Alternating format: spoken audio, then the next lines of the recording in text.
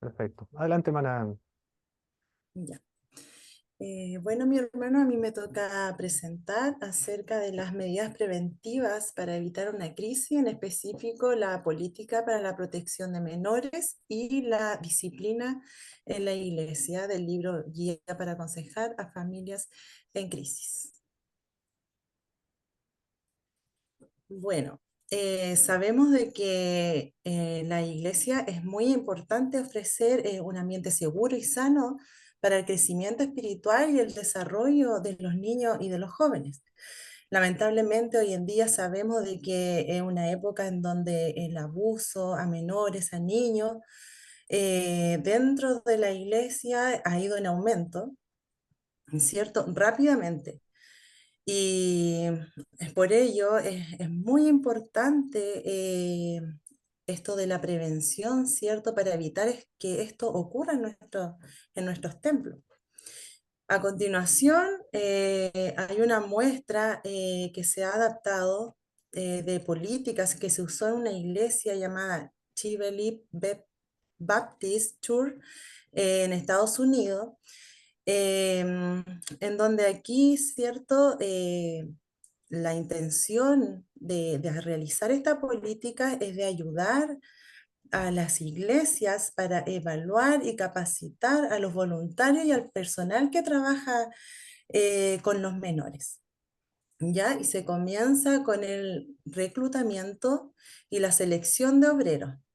Como primer punto, eh, debe ser miembro de la iglesia durante al menos un año antes de ser considerado para trabajar en el departamento de los bebés, del preescolar, de los niños o de los jóvenes. También se solicita llenar una solicitud y someterse a una revisión de los antecedentes. Todas las referencias se van a comprobar, ¿ya? Y solo el personal del ministerio va a ver estas solicitudes y luego se colocará en una caja de seguridad. Importante para ser entrevistados. Y los obreros actuales también podrían ser entrevistados. El personal del ministerio es el que va a llevar a cabo esta entrevista. También a los obreros se les solicita observar un video, ¿ya? Que trata sobre cómo reducir el riesgo del abuso a los niños dentro de la iglesia. Y este video también va a ser proyectado periódicamente durante el año por el personal del ministerio en capacitación. Como segundo punto, también va a haber una supervisión. Ya esta supervisión se basa primeramente en que todas las puertas del aula de la clase para las edades de 18 años y más jóvenes tendrán ventanas, o de lo contrario, las puertas deben permanecer abiertas en las aulas. También debe haber un mínimo de 2 obreros presentes para todas las actividades programadas. Además, el personal de la iglesia también debe aprobar todas las clases que se van a impartir. También, como cuarto punto, el personal del ministerio o una persona asignada por este deberá supervisar las actividades de las diferentes aulas de la clase. Y como último punto, el personal de la iglesia y los obreros voluntarios deberán presentar un consentimiento a los padres o los tutores del menor antes de quedarse a solas con este, a pasar un tiempo por alguna situación que se deba llevar.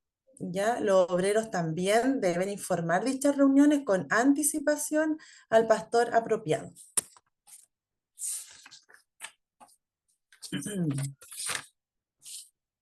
También esta política nos habla de cómo denunciar también si ocurre una conducta inadecuada. Primero, se debe informar de inmediato, ¿ya? Toda reclamación de conducta inadecuada debe informarse sí o sí al miembro del personal del ministerio. Como decía anteriormente, esto no puede dejarse pasar tiempo, debe ser de forma inmediata.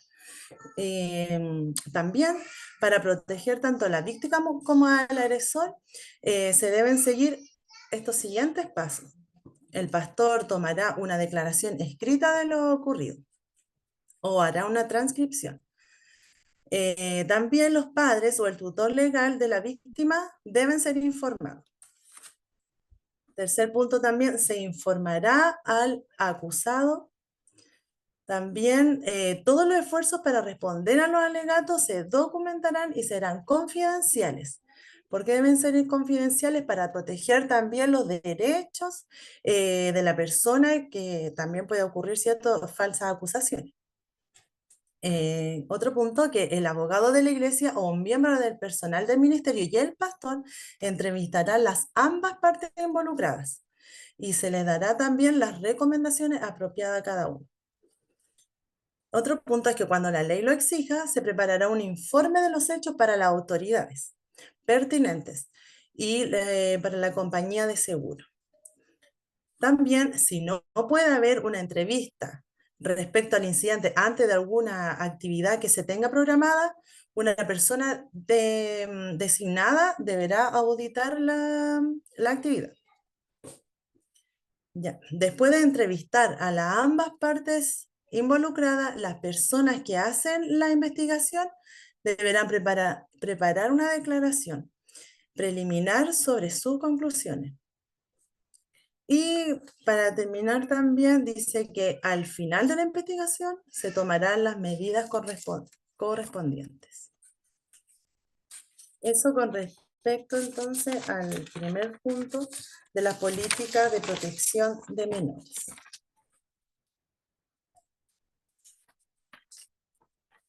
Ahora voy a hablar sobre la disciplina de la iglesia. Algunas de las crisis que nosotros debemos enfrentar no solamente incluyen a las personas, sino también afectan a toda la iglesia. Y nosotros conocemos un proceso bíblico, ¿cierto? Que Jesús bosquejó en Mateos capítulo 18, versículo 15 al 17, eh, que describe, ¿cierto? Una situación en que un hermano, un creyente, comete un pecado contra otro creyente. ¿Ya? Y para resumir, la respuesta implica, como primer punto, la comunicación en privado. La persona ofendida va al ofensor y trata de resolver el problema, ¿cierto? Cara a cara. Y si se produce un arrepentimiento o una confesión genuina, la restauración va a ser completa y el proceso se concluye. La meta siempre va a ser la restauración del pecador y el regreso de la armonía y la unidad dentro del cuerpo de la iglesia. Como segundo punto, si la persona que ofende no responde ni procura la restauración, se pasa a este punto que se llama la pluralidad de confrontación. El ofendido regresa con una o dos personas más espiritualmente maduras y todas escuchan el caso. Y luego de haber orado y exhortado a los demás a resolver el conflicto, así como lograr la restauración de la unidad quebrantada por la ofensa, si el ofensor se arrepiente, el proceso termina. Y si no, se pasa al tercer punto, que se llama declaración pública. Si el ofensor no responde favorablemente, ¿cierto?, al ofendido y los demás testigos, el caso se presenta a la iglesia y por última vez al ofensor, ¿cierto?, se le da la oportunidad de arrepentirse y de resolver la ofensa. En este momento, ¿cierto?, es muy importante el peso de la oración en la iglesia y se lleva la situación para que la unidad en el espíritu, el ofensor, ¿cierto?, se pueda restaurar. Ahora, como último, dice la exclusión de la comunión de la iglesia. Si la persona ofensora se niega a responder a la clara y amorosa confrontación de la iglesia, será excluido y se le considerará incrédulo. Esto representa un paso grave ya a la disciplina. La exclusión de la protección espiritual que ofrece la iglesia tiene serias ramificaciones para el alma de la persona. El ofensor ya ha actuado como un incrédulo y se ha de considerarse como tal. esta persona, ¿cierto? No se puede, ¿cierto?, echar de la iglesia, ni excluir de la iglesia. Él puede seguir participando, puede asistir a los cultos, ¿cierto?, escuchar el evangelio, pero se excluye, por ejemplo, de la celebración de la Santa Cena. Y se espera que la persona con el tiempo experimente una conversión genuina y que luego pueda procurar a la restauración. Este proceso es lento, es metódico, se debe orar mucho, lo suficiente, ¿cierto?, para que el pecador, el ofensor, pueda quebrantarse, ¿cierto? Y pueda restaurar su alma, porque esa es la meta, la restauración del alma de la persona.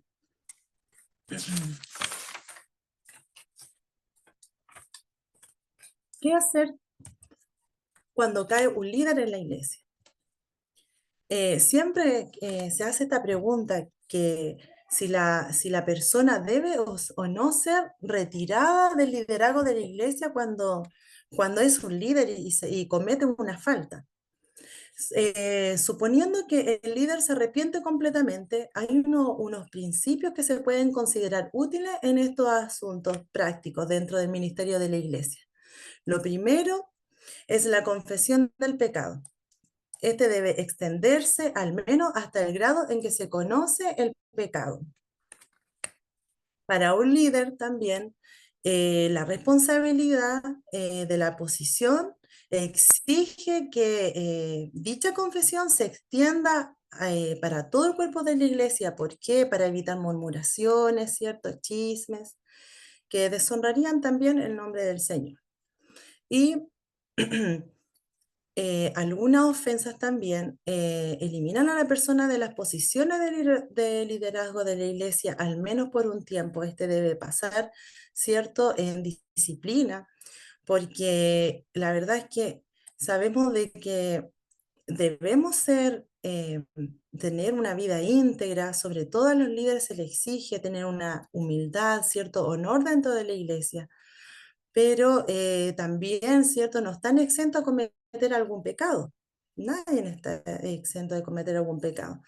Entonces, lo importante, ¿cierto?, también de que este hermano pueda restaurarse y, y con esto conlleva, ¿cierto?, a que el hermano pueda estar un tiempo, ¿cierto?, de reflexión, de meditación, ¿cierto?, para que él pueda, a través del tiempo, restaurarse. Algunos pecados pueden descalificar a una persona permanentemente del servicio. Perdón, pueden descalificar a uno permanentemente, no del servicio, sino que de algunos puestos de la iglesia. Es muy importante el ejercicio de la disciplina de la iglesia, ya que esta honra a Dios y purifica al cuerpo de Cristo. No practicar la disciplina de la iglesia conlleva a la disfunción dentro de ella y perjudica también la propagación del evangelio. Así que es por ello que es muy importante, ¿cierto?, que nosotros como cristianos llevemos esto a cabo en nuestra iglesia, ya que es el consejo bíblico, ¿cierto? Y para que también la iglesia sea edificada, debe haber disciplina, porque si no, también hay un desorden.